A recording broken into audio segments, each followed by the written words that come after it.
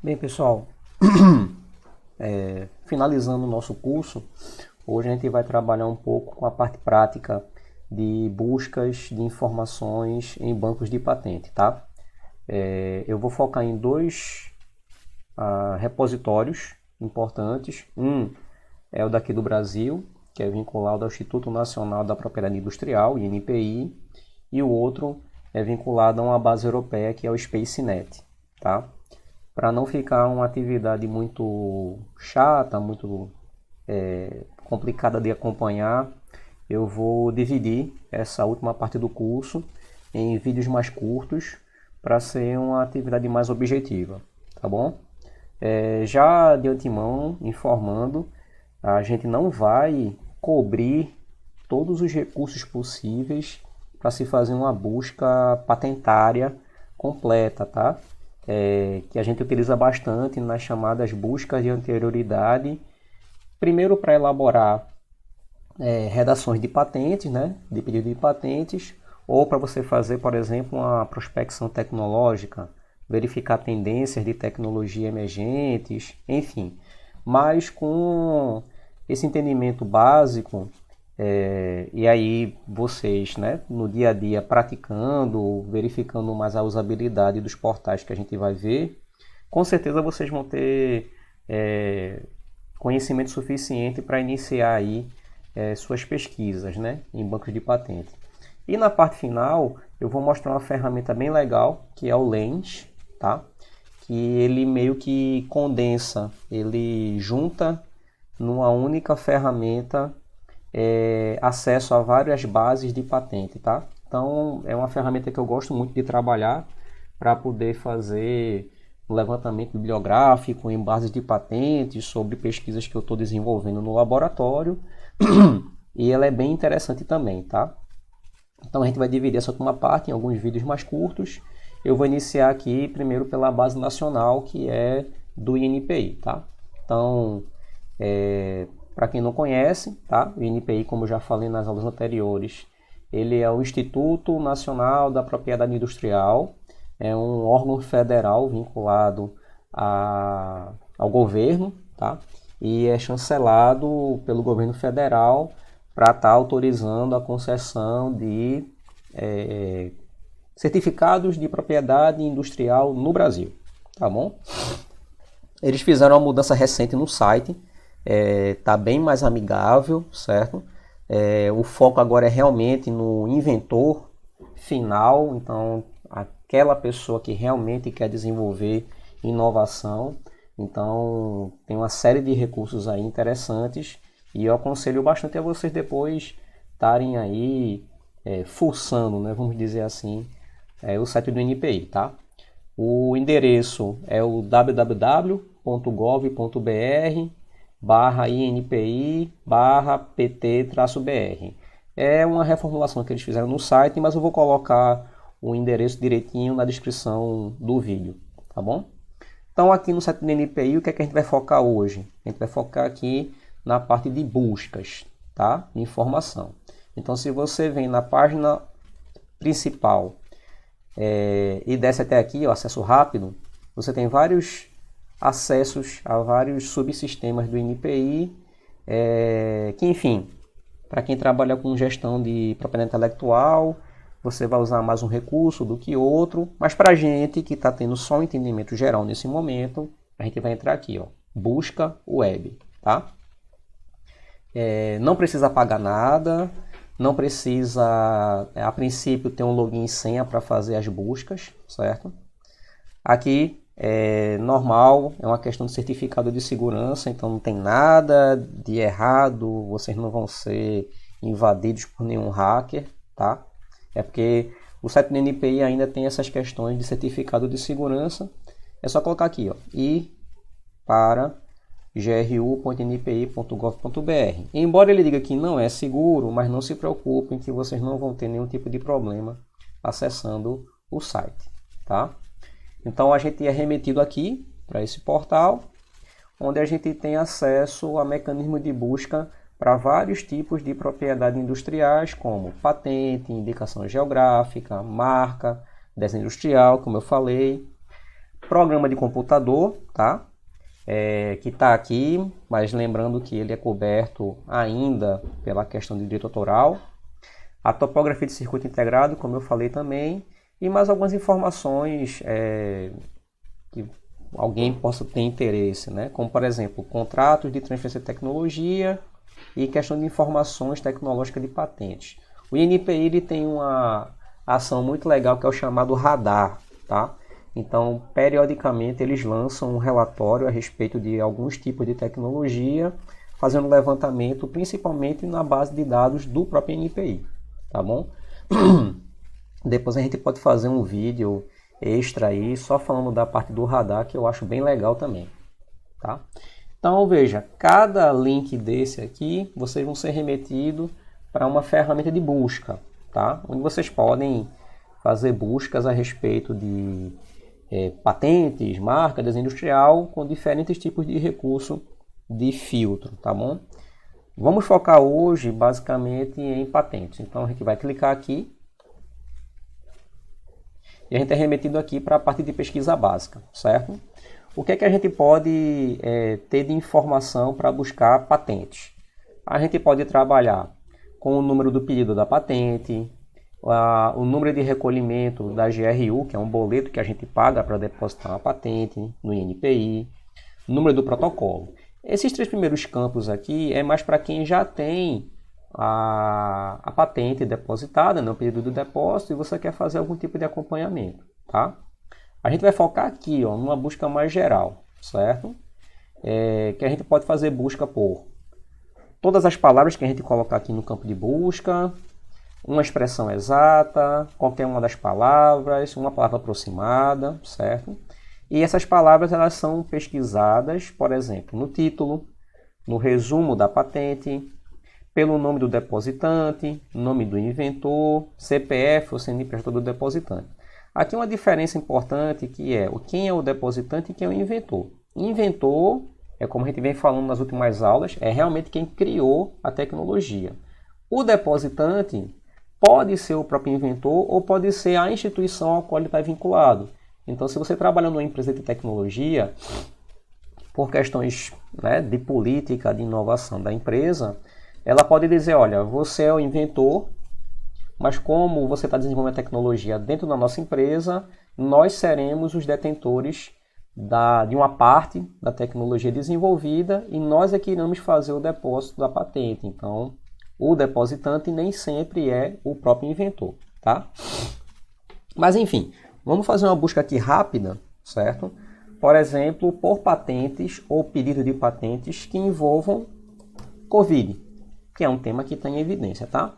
Então, eu vou fazer uma busca da palavra Covid no título de patentes que estejam depositadas no INPI, certo?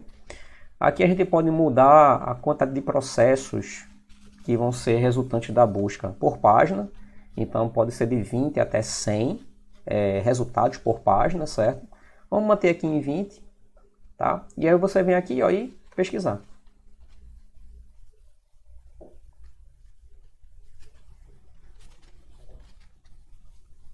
Bem, a princípio, usando a palavra Covid exclusivamente, a gente não teve nenhum resultado, né? Vamos voltar aqui e agora botar coronavírus. Agora, certo? Então aí, ó, usando a palavra coronavírus, a gente tem hoje 21 processos depositados em que a palavra coronavírus aparece no título do pedido de depósito, tá bom? O que é que a gente tem que tomar cuidado quando a gente faz uma busca, tá?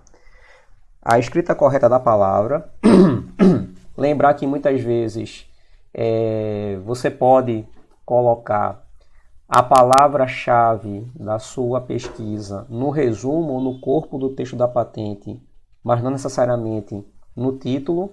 Isso pode dificultar a busca, alguém, né, fazer a busca pela sua patente, tá?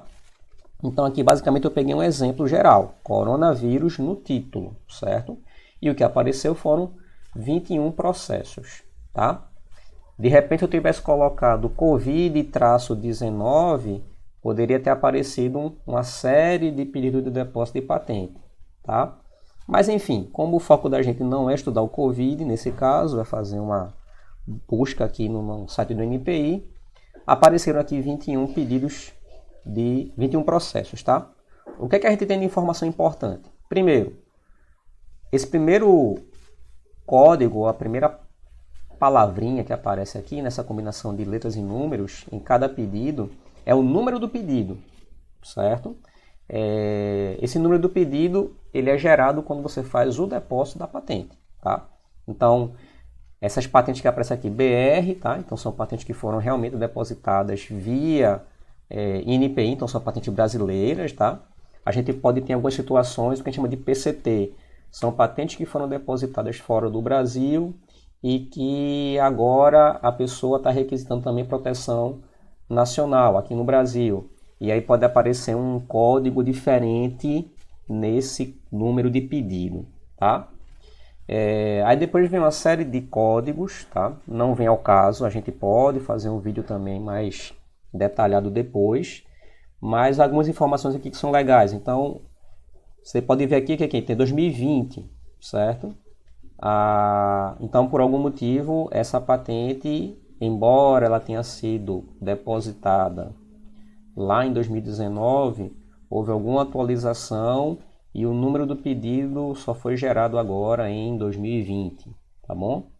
E aqui a data de depósito, ó. Então você vê que você tem patentes que foram depositadas em 2019, patentes mais antigas depositadas, por exemplo, ó, em 1994, tá? Veja, a gente está falando aqui de coronavírus. Lembrando que o coronavírus ele é uma classe de vírus já existente há muito tempo, não obrigatoriamente só vinculada à pandemia que a gente está tendo agora, tá? E aí você tem o título da patente, tá? Em cada pedido aqui. E aqui no finalzinho um código, tá? Um conjunto de códigos que a gente chama de código IPC. O que é esse código IPC? É um código de classificação internacional de patentes. O que é que ele especifica?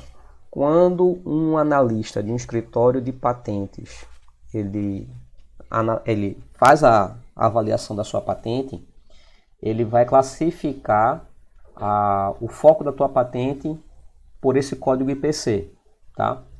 E isso é legal por quê? Porque você, se for fazer a busca do mesmo tipo de patente em outras bases de outros países, como a gente vai fazer lá no SpaceNet, pode ser que o significado da palavra ou você não consiga uma tradução exata das palavras-chave que você vai procurar lá, e isso pode resultar em patentes totalmente diferentes, patentes com focos distintos a que tu está procurando aqui no NPI.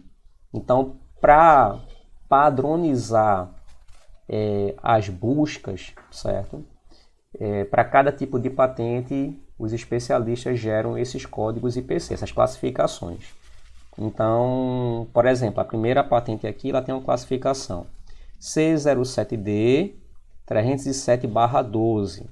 Então, se eu pego esse código e jogo em qualquer outra base de patentes, eu tenho aí pelo menos um direcionamento que eu vou localizar patentes de mesma natureza, né? De aplicações, finalidades semelhantes a essa patente, tá bom?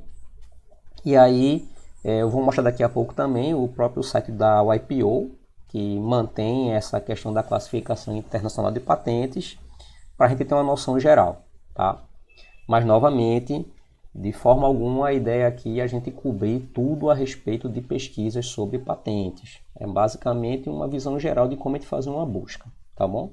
Então, eu vou entrar aqui, ó, clicar aqui no link do primeiro pedido, e aí vamos pegar e analisar algumas informações, certo? Vamos lá.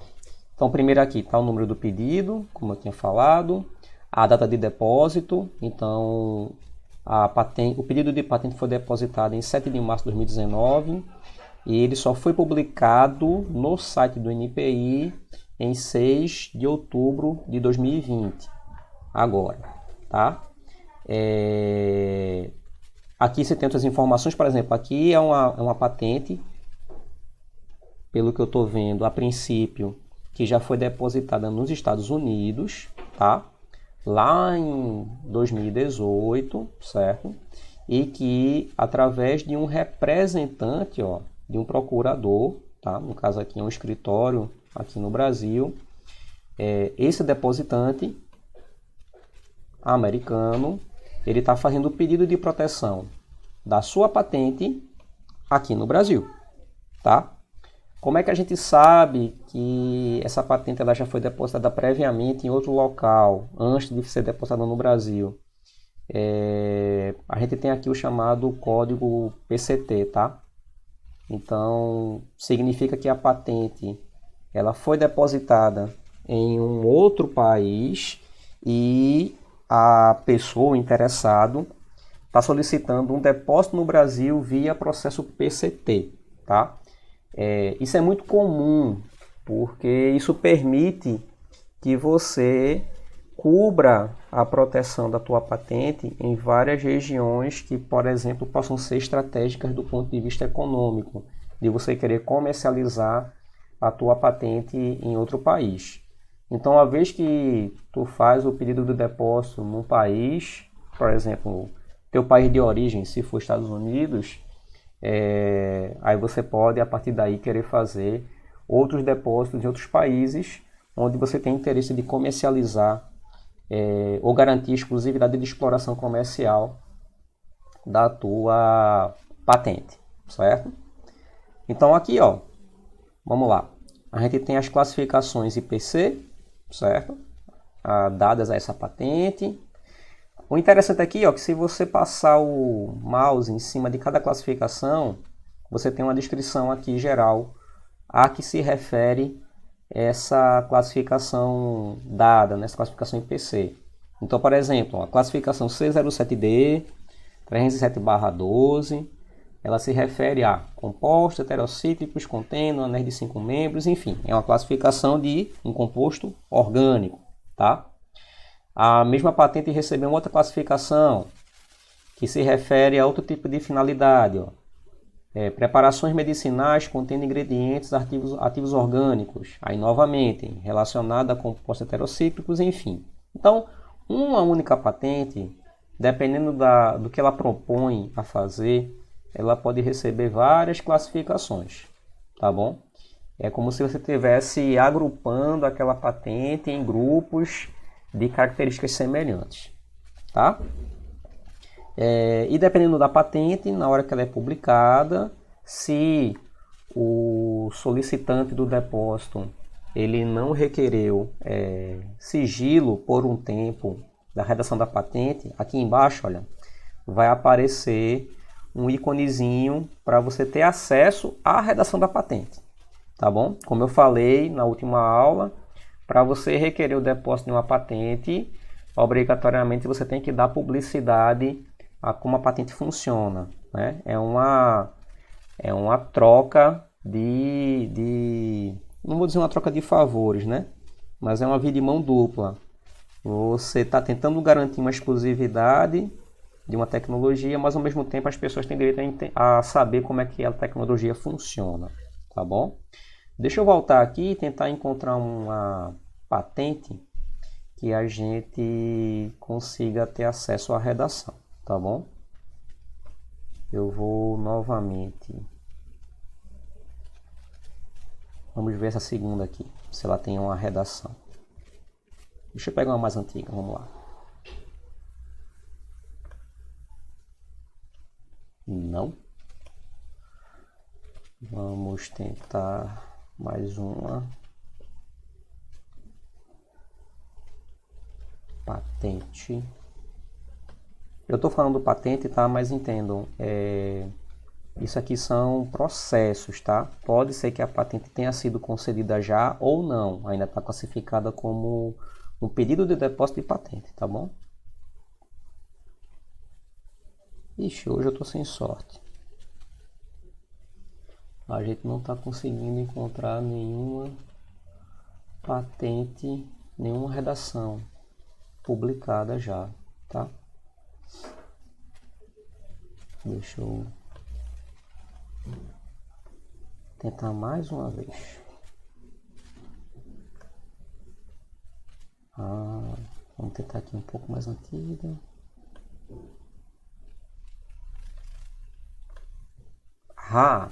Aqui encontramos, tá?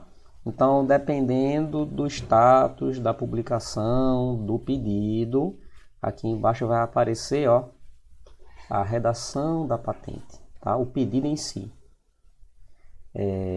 Aqui, enfim, são os mecanismos de segurança, tá?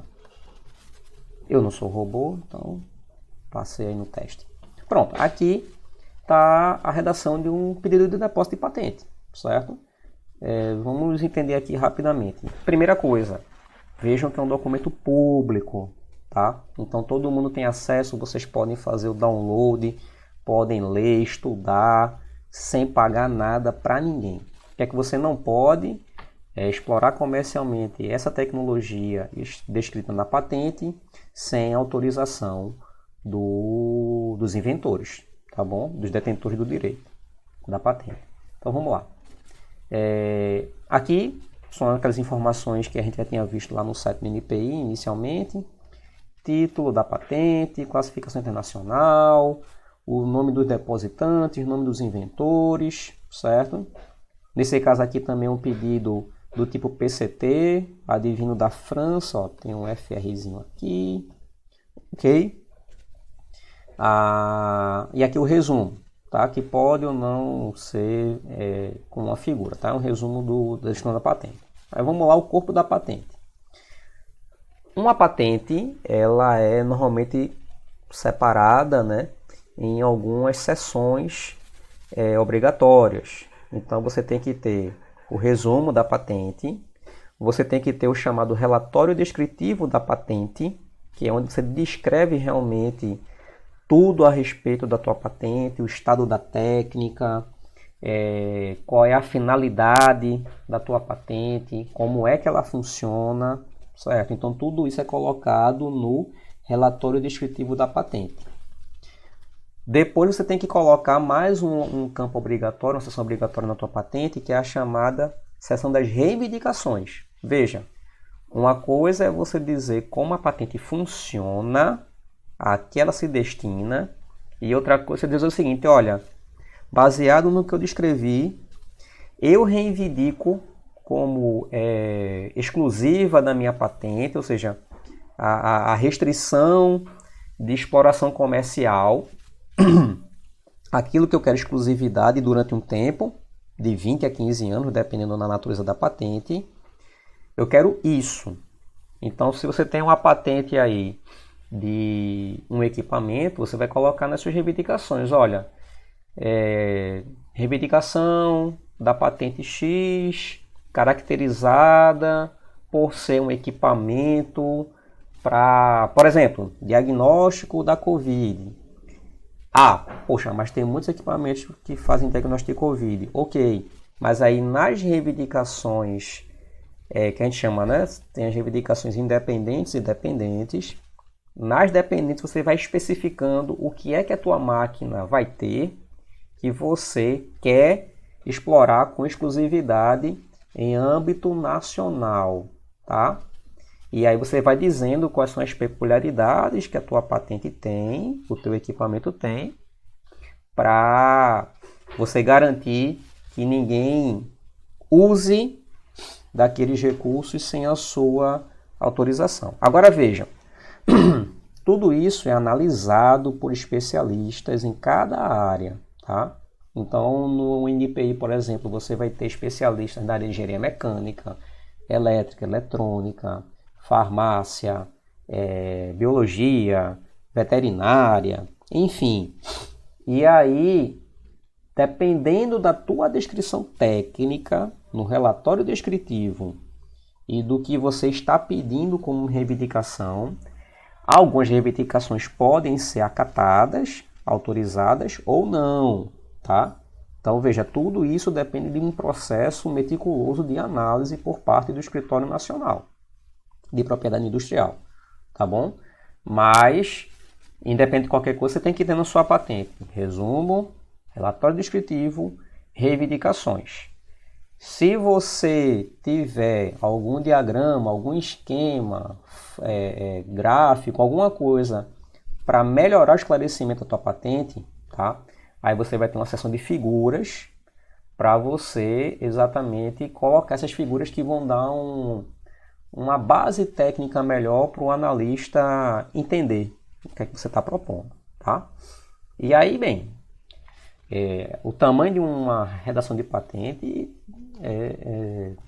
não tem muito limite, tá? Então você pode ter uma patente pequena de 5 páginas, 3 páginas, quanto uma patente de 40, 50, 100 páginas. Essa aqui, por exemplo, é um pedido de depósito de 35 páginas, tá?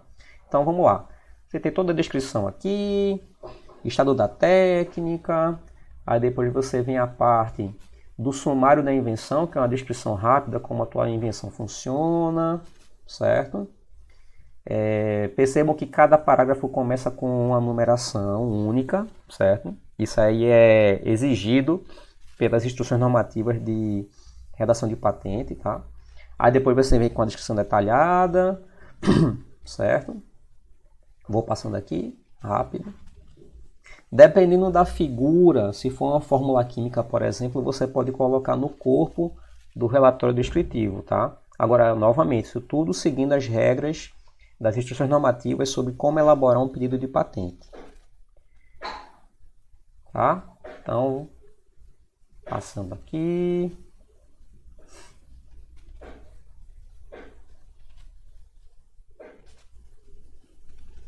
Depois daquela sessão, veja, tudo aquilo era um relatório descritivo, tá? Aí agora nós temos a sessão de reivindicações, como eu falei, certo?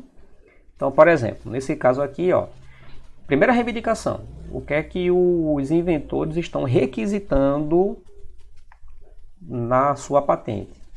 É uma composição farmacêutico-veterinária para sua utilização na prevenção e ou tratamento de uma infecção por coronavírus, tá? Caracterizada por compreender em um carreador farmacêutico adequado pelo menos um composto escolhido entre apigenina e berberina. E aí depois ele coloca uma série de outras reivindicações para dar melhor esclarecimento essa primeira reivindicação aí, tá? Normalmente você vai ter uma reivindicação, uma ou mais que a gente chama de independente e outras que são dependentes dessa primeira reivindicação, tá bom? E como eu falei, olha, dependendo da tua patente, você pode incluir figuras que dão um melhor esclarecimento do que você colocou lá no teu relatório descritivo. Nesse caso aqui foram colocados uma série de gráficos, enfim, de análise aí da atividade farmacológica, do que foi prometido, certo? E aqui no final o resumo, tá vendo?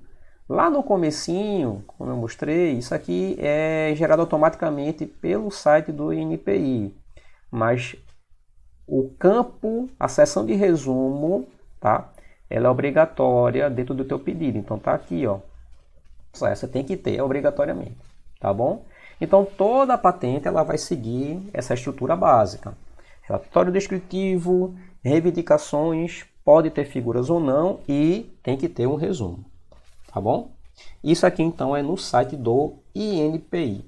Então vocês podem tranquilamente fazer uma busca por palavras-chave no INPI, certo? Lembrando que como é um site nacional, as palavras, tá, tem que ser em português para garantir um resultado confiável, tá? Um resultado que realmente tem a ver com o que você está procurando.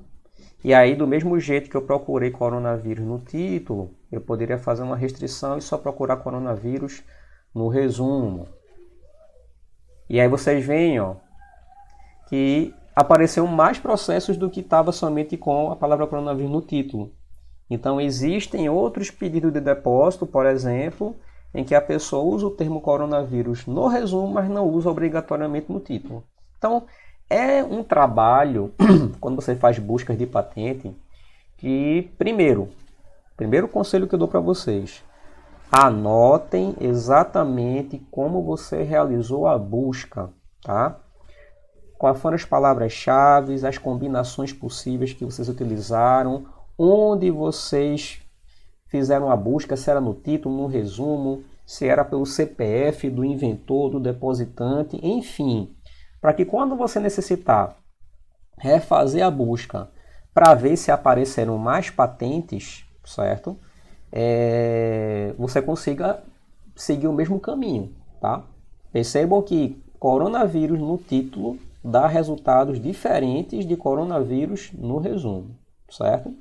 E aí, como eu falei, é bem legal também, quando vocês encontrarem uma patente de interesse, anotar os códigos IPCs vinculados a essa patente, tá? Porque isso permite que vocês façam buscas também sistemáticas em outras bases de patente, que não interessa se é em inglês, se é em russo, japonês, chinês, o que for. A classificação internacional de patentes ela vai ser utilizada também como uma identificação das patentes. Isso facilita muito você padronizar buscas em diferentes escritórios nacionais. Tá bom? Então eu vou parar aqui a nossa busca no site do NPI, certo? E aí eu vou agora mostrar outra base de dados, tá? A base europeia, ok?